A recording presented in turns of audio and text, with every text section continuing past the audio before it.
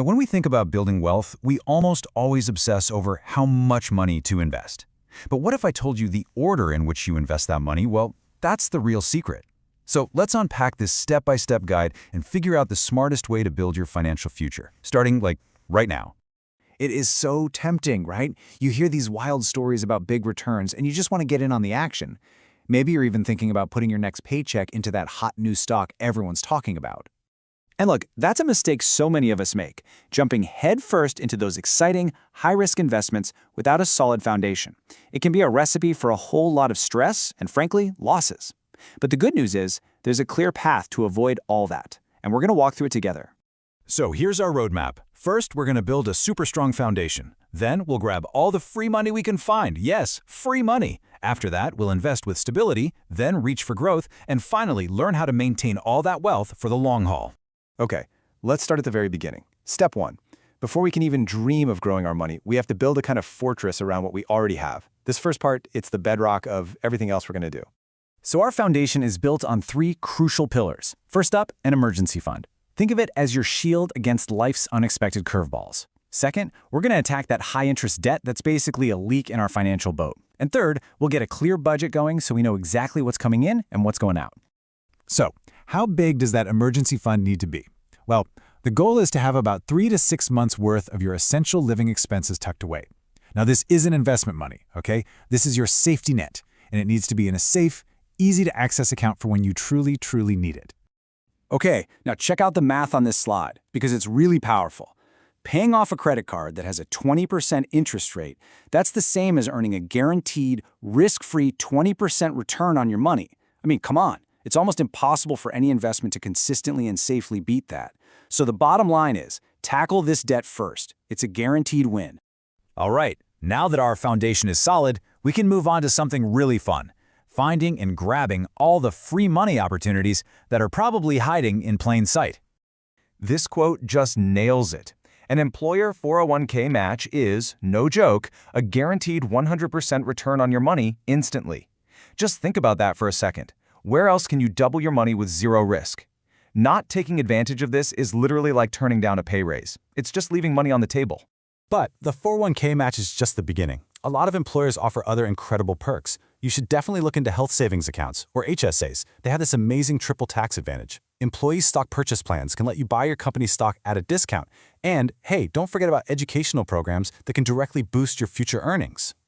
All right, our foundation is set, we've maximized our free money, now we're ready for the next layer. This is kind of like our bridge from just saving to actually investing. And here, we're all about stability and building strong, sustainable habits.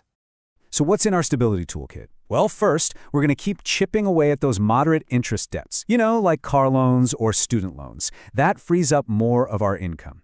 Then, we can put our money to work in some really safe places like high-yield savings accounts or CDs. They let you earn interest without all the ups and downs of the stock market. Okay, this is it. The foundation is solid as a rock. The free money is secured. You've built stable habits. Now it's time to reach for that real, long-term growth and make your money start working a lot harder for you. So where do we start?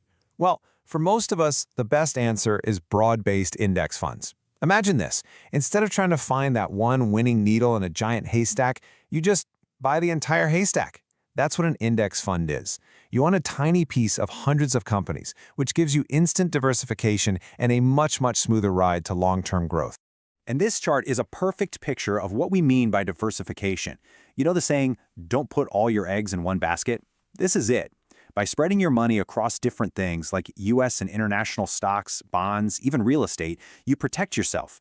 If one area is having a bad year, another one might be doing great. It just creates a more stable journey to building wealth.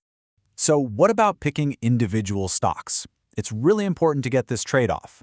Index funds, they're your stable workhorse. They just do the job.